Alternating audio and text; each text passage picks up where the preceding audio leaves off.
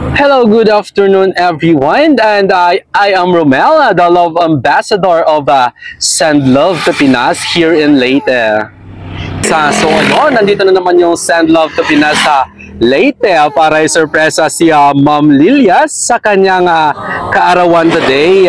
So ayun, maraming salamat nga po pala kay Ma'am Christina all the way from Australia para i-surpresa yung kanyang tita dito sa Leyte. So ayun, sa tulong ng Send Love to Pinas, kami po ang napag-atasa na bilang kanilang ambassador na ihatid ang sorpresang nais mahipahatid ni Mama Christina para sa kanyang pinakamamahal na tita. So ayun, ang napili nga po pala ni Mama Christina na theme is color red, and ito po yung package na napili niya.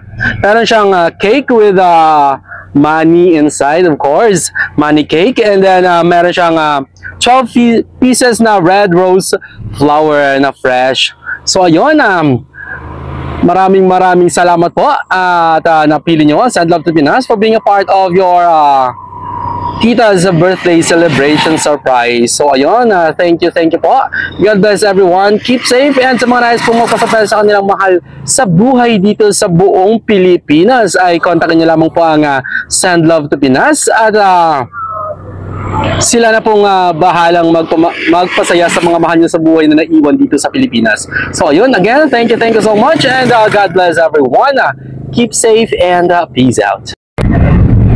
Tara po at samahan niyo po kami mag-spread ng love dito sa Leyte.